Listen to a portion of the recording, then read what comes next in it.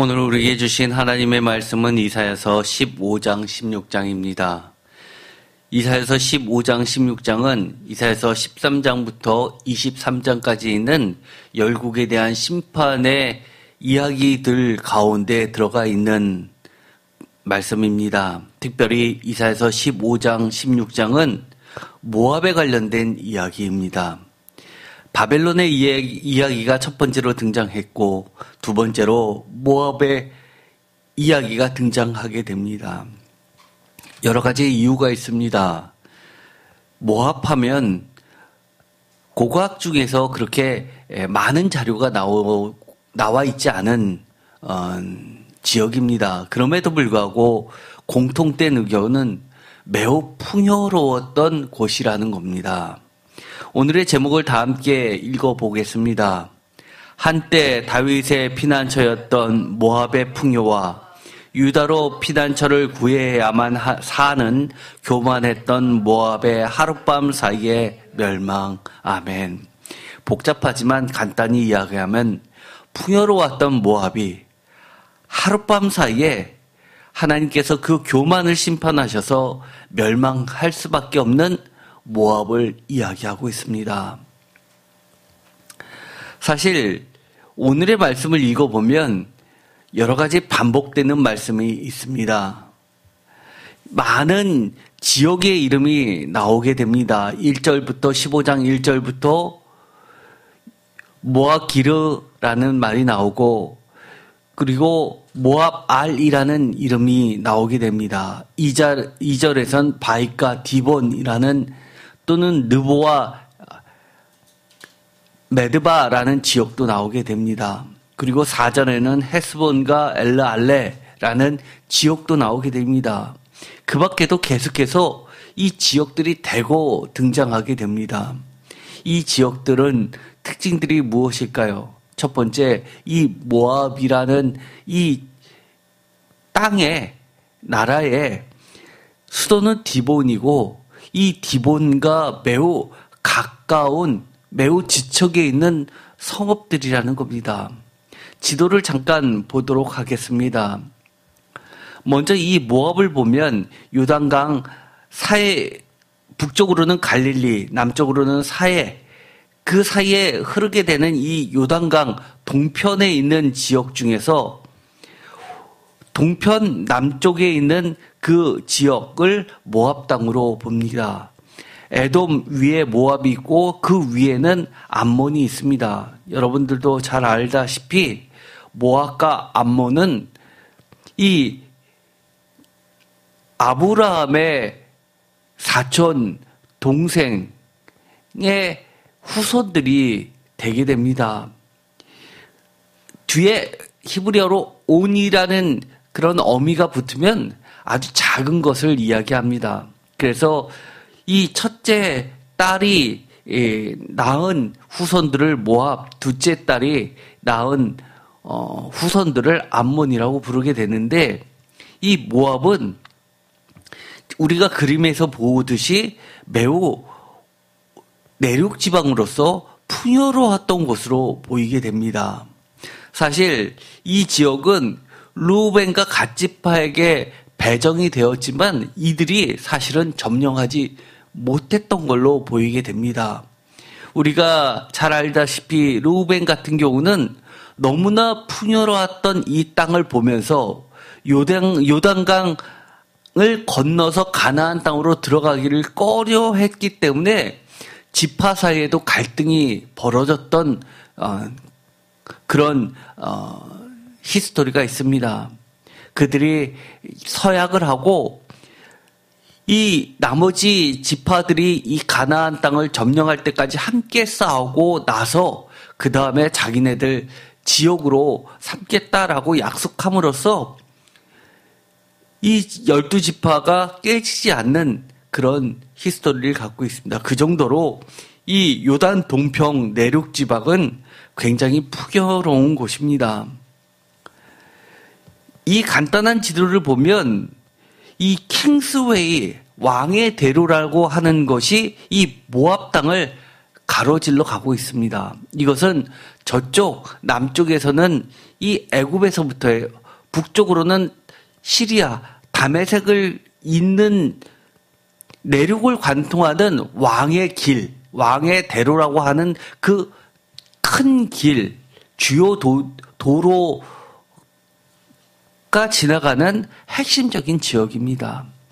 또 애굽에서 시리아까지 가는 지역에서는 길에서는 이것 말고 또 중요한 도로가 있었죠. 바로 해안도로입니다. 그래서 이 해안길을 따라서 있었던 그 길을 또 매우 중요하게 생각했습니다. 그렇다는 이야기는 이스라엘은 이 해안길과 해안도로와 이 킹스웨이 사이에 있는 사실은 샛길 속에 있는 그렇게 눈에 띄지 않는 지역입니다. 그런데 이 모압 땅을 보면 주요한 도시들이 나오게 됩니다. 먼저 성경에 나왔던 지역들을 보면 이 사해 동편으로 해가지고 가까운 곳에 이 느보, 헤스본, 디본이라는 곳들이 다 몰려 있습니다. 여기 오른쪽에 사해 오른쪽에 있는 것이 바로 디본이고 이것이 모압 땅의 수도입니다. 이 성경이 나와 있는 것처럼 제가 파란색으로 쳐 놓은 것들이 야하스, 미드바라고 하는 그리고 나머지 느보 이런 것들은 바로 디본 수도를 향해서 들어오는 적군이 쳐들어오는 침략 루트를 가지고 있는 주요한 성들입니다. 대한민국 같으면 어디일까요? 수도 서울을 기점으로 해서 사방팔방으로 주요 도로의 길목길목마다 있는 지역이 되겠죠.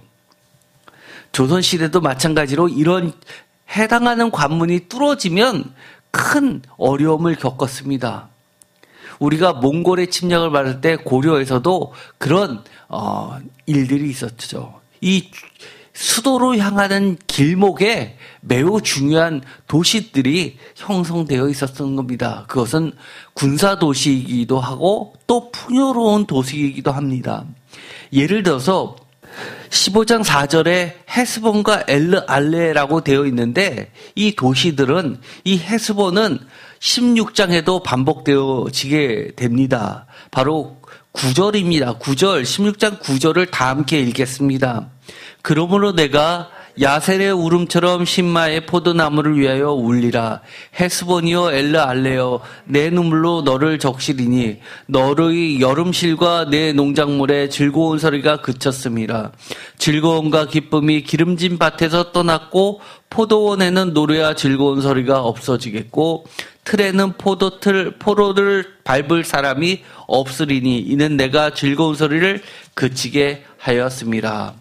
이것으로 봐서 이 헤스본이라는 지역은 모압에서도 매우 풍요로웠던 그리고 농작물이 여름실과와 그리고 기름진 밭과 또 포도가 많이 생산되는 유명한 지역이었습니다. 이들의 실과들과 농산품들은 저쪽 애국까지 수출이 될 정도로 매우 유명한 풍요로운 지역이었습니다.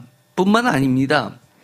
다윗 때에는 이 지역이 농작물뿐만 아니라 양들이 자라나게 최적화되어 있는 지역이었기 때문에 다윗에게도 이 양의 털들을 조공으로 바쳤었던 기록이 남아있을 정도로 풍요로운 곳입니다. 그런데 바벨론 다음으로 심판을 열국에 대해서 선언할 때 15장과 16장에 대해서 바로 모압을 먼저 소개하고 있다는 겁니다.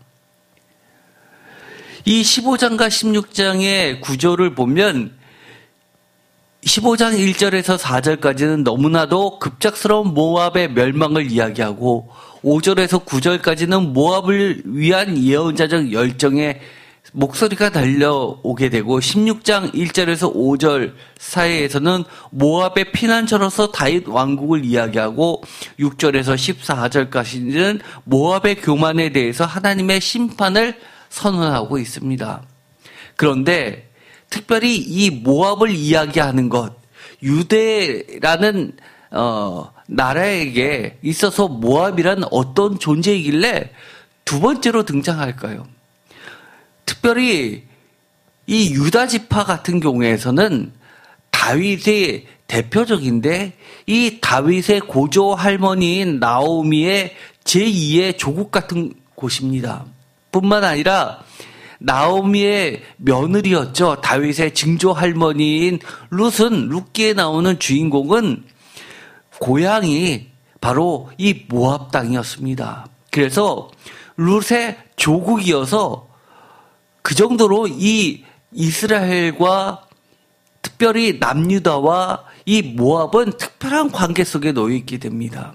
뿐만 아니라 다윗이 사울을 피해 도망 다닐 때도 다윗이 가장 어려웠던 시기에 초창기 때 가족에게도 피난처를 제공했었던 매우 가깝고도 먼 애증의 나라가 바로 모압이라는 겁니다. 룻기를 잠깐 볼까요? 룻기 1장 1절 다 같이 읽겠습니다. 사사들이 치리하던 때 그 땅에 흉년이 드니라. 유다 베들레헴의 한 사람이 그의 아내와 두 아들을 데리고 모압 지방에 가서 거류하였는데 그 사람의 이름은 엘리멜렉이요 그의 아내의 이름은 나오미요 그의 두 아들의 이름은 말론과 기론이니 유다 베들레헴 에브라스 사람들이더라. 그들이 모압 지방에 들어가서 거기 살더니. 이것으로 이 룻기가 시작되는데 나오미의 남편 엘리멜렉이 죽고 나오미와 그의 두 아들만 남았는데, 그런데 그 두 아들마저도 잃게 됩니다. 그런데 그 두 아들은 4절에 보면 그들은 모압 여자 중에서 그들의 아내를 맞이하였는데 하나의 이름은 오르바요 하나의 이름은 룻이더라. 그들이 거기에 거주한 지 10년쯤에 말론과 기론 두 사람이 다 죽고 그 여인은 두 아들과 남편의 뒤에 남았더라라고 룻기를 시작하고 있습니다. 그런데 우리가 알다시피 룻기 1장 6절에 보면 다시 모압에서 사는데 소식을 듣게 되는데 하나님께서 백성을 돌보아 주셔서 다시금 가뭄이 그치고 양식을 이스라엘 땅에 허락하셨다는 소식을 듣게 됩니다. 그래서 다시금 고향으로 가려고 마음을 먹게 됐는데 그때 두 며느리가 이 시어머니를 따라서 가겠다고 결단을 합니다. 사실 나오미는 아들이 이미 없었기 때문에 그 둘은 젊기 때문에 모압 땅에 남으라고 했는데도 불구하고 그것을 거절하면서 우리는 어머니와 함께 어머니의 백성에게로 돌아가겠나이다 라고 하는 그 유명한 말을 남기게 됩니다.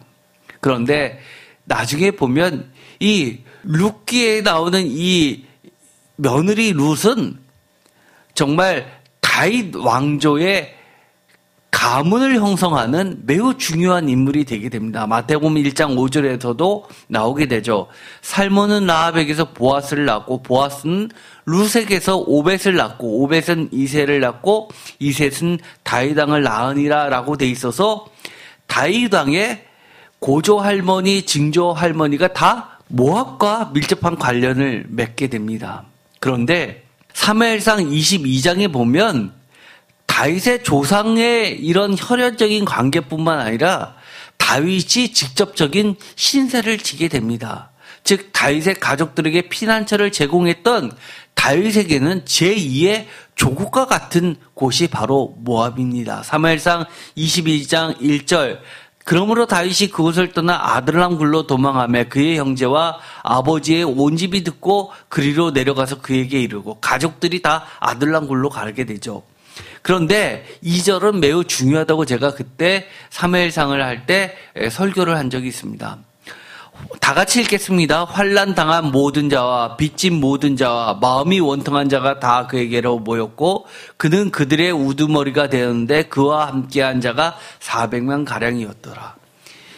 이 다윗이 왕이 되는데 시드보니 같은 사람들을 하나님께서 모아주셨는데 그 인원이 400명인데요.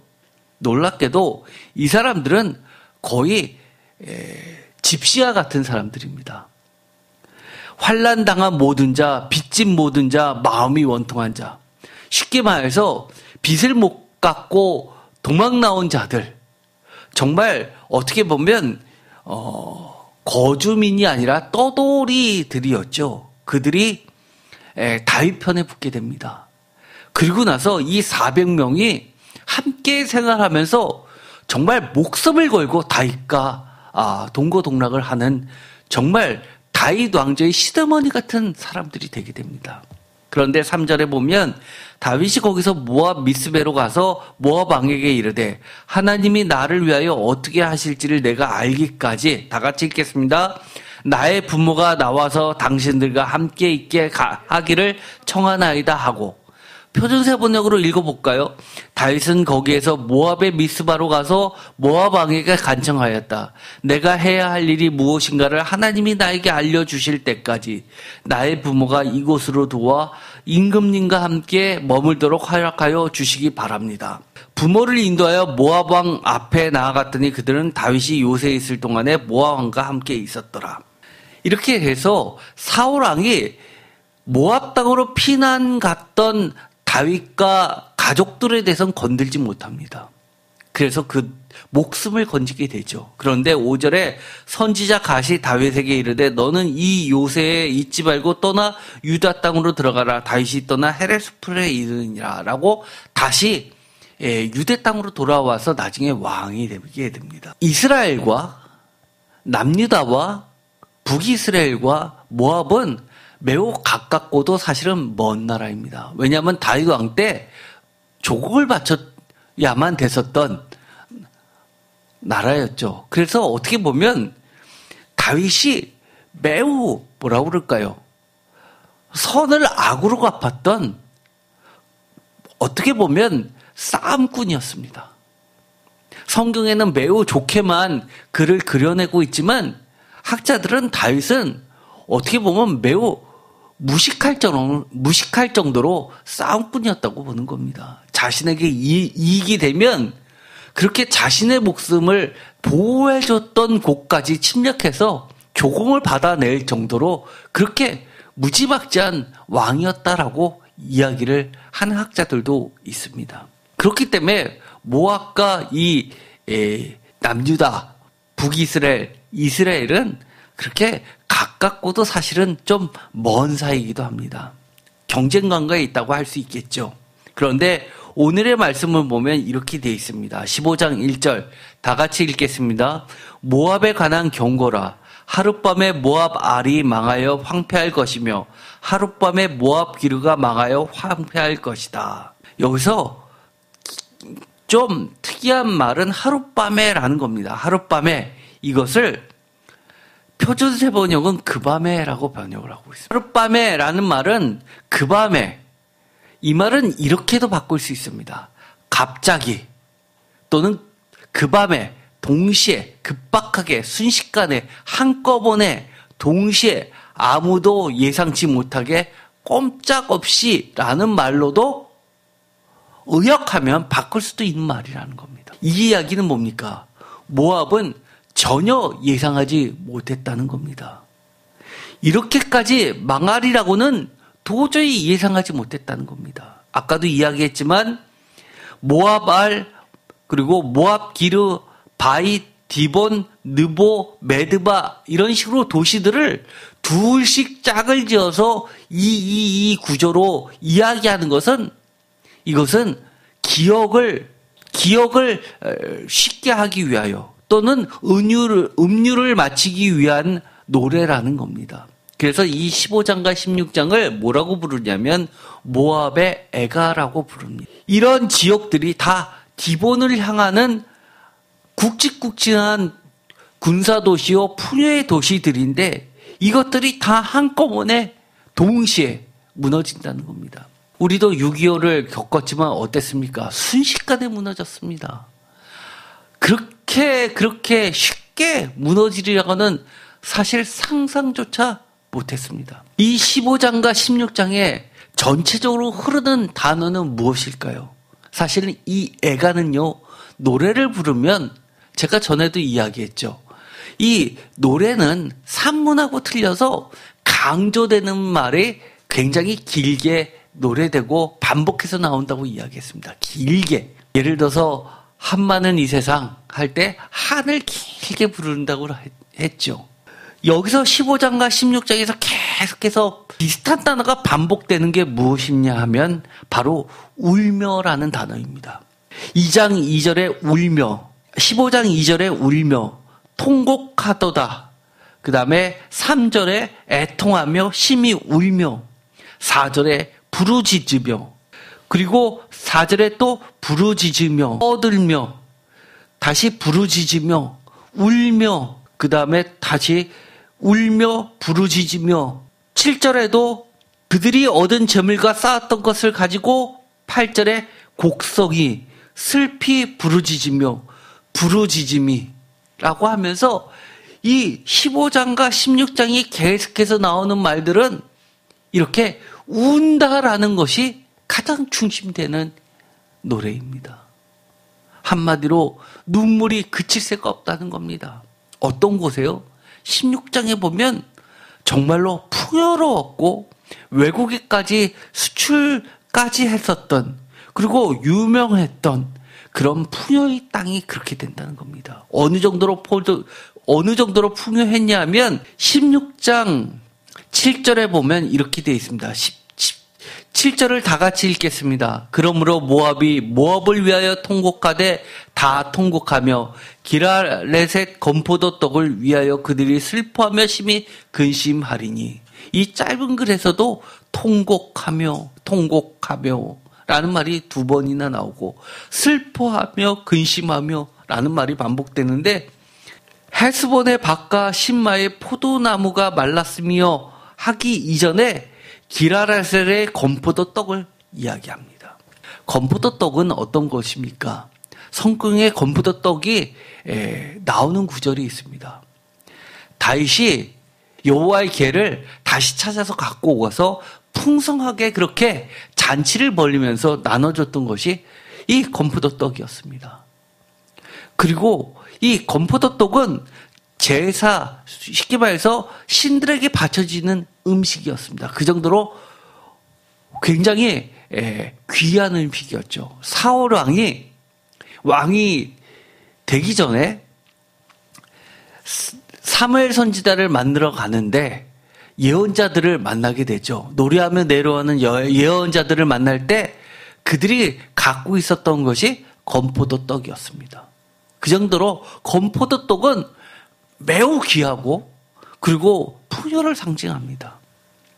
그랬던 이 모압이 순식간에 울게 된다고 이야기를 하는 겁니다. 우리가 지도를 아까도 잠깐 본 적이 있습니다.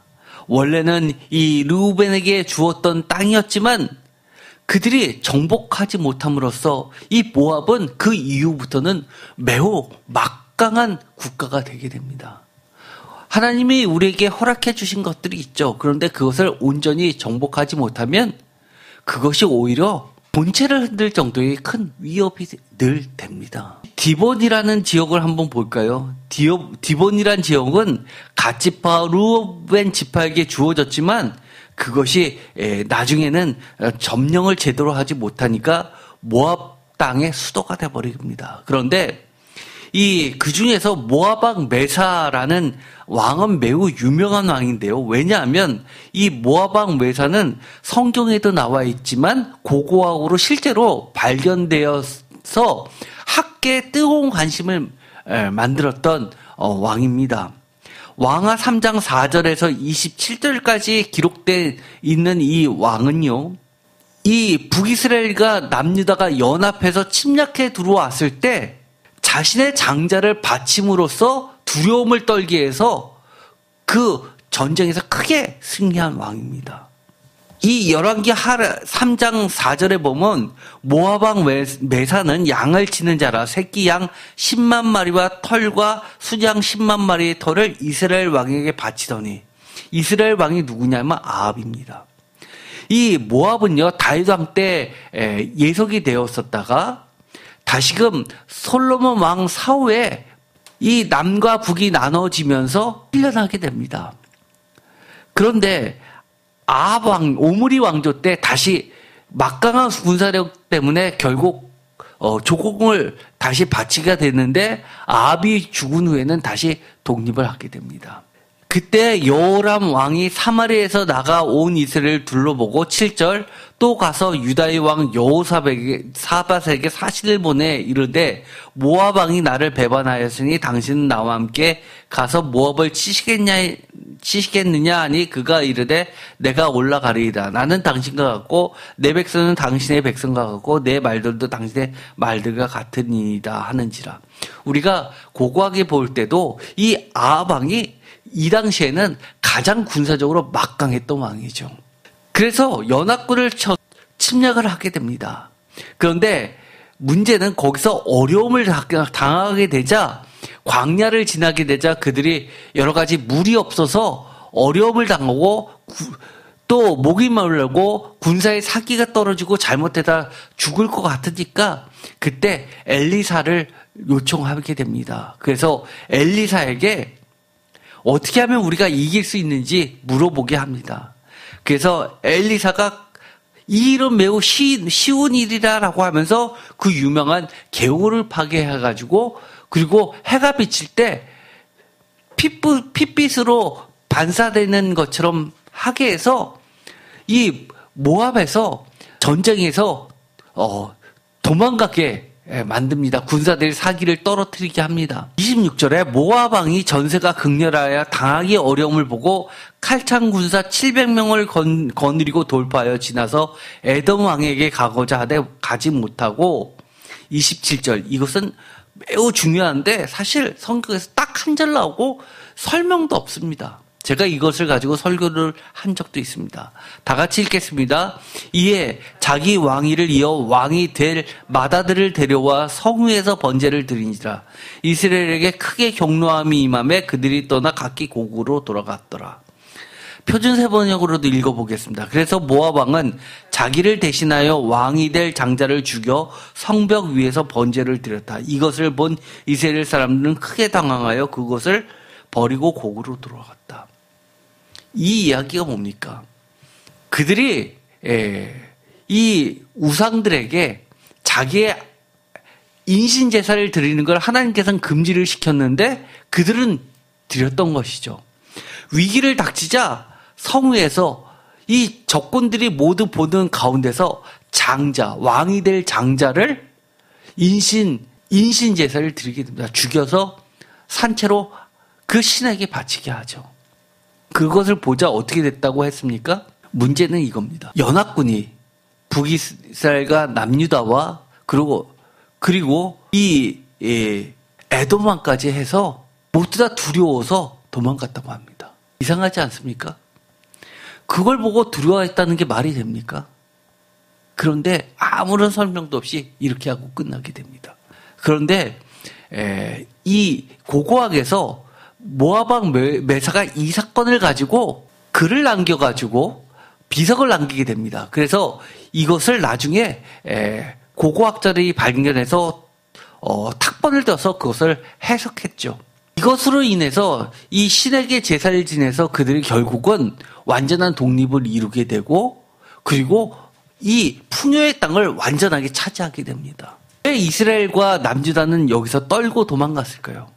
그들도 민간에서는 이방신들을 이렇게 제사하면서 섬겼다는 겁니다. 그들도 감히 하지 못하는데 이렇게 함으로써 정말 신이 움직여서 자기들이 지게 생겼구나라고 두려워 떨었다는 겁니다. 즉 이들은 하나님만 섬긴 게 아니라 우상들을 다 극심하게 섬겨왔다는 것이 드러난 겁니다. 정말 이들이 야훼 하나님만 올바로 섬겼다면 두려웠겠습니까? 그들의 마음속에는 아주 중심에 이 야훼 하나님 외에도 이렇게 우상을 섬기는 게 깊이 자리를 잡고 이 제사를 보고 나서 모두 다 두려워했다는 겁니다. 이 모압은 그 뒤에 계속해서 군사적으로 큰 어려움이 사실은 없었습니다. 물론 이 킹스웨이 속에 있으면서 많은 강대국들, 예를 들어서 북에서부터 내려오는 세력들, 남에서 애굽에서 올라오는 세력들은 언제든지 이 모압을 탐낼 수밖에 없었기 때문에 많은 전쟁이 있었음에도 불구하고 그들은 대부분이 조공을 바침으로써 나라는 망하지 않고 계속해서 풍요를 즐길 수 있었던 겁니다. 그런데 오늘 이사야서에서는 이렇게 이야기합니다. 6절, 16장 6절입니다. 다 같이 읽겠습니다. 우리가 모압의 교만을 들었느니 심히 교만하다. 그가 거만하며 교만하며 분노함을 들었거니와 그의 자랑이 헛되도다라고 이야기합니다. 자기네들은 너무나 풍요해서 상대 적군들이 쳐들어올 때 군사적으로 싸워서 이길 수도 있지만 만약에 진다 하더라도 어느 정도 조공을 바치면 그들도 끝까지 죽자 살자 싸워가지고 그들도 많은 피해를 입는 것보다 적당히 타협해서 조공을 차라리 받는 것으로 해서 더 이상 자신들의 피해를 최소화하면서 얻을 것을 얻는 것으로 끝나기 때문에 언제나 국가의 존망은 망하지 않는다고 생각했었던 나라였다는 겁니다. 그런데 16장 1절부터 5절까지 보면 이사야 선지자는 이렇게 이야기합니다. 하나님께서 이렇게 이야기하시는 거죠.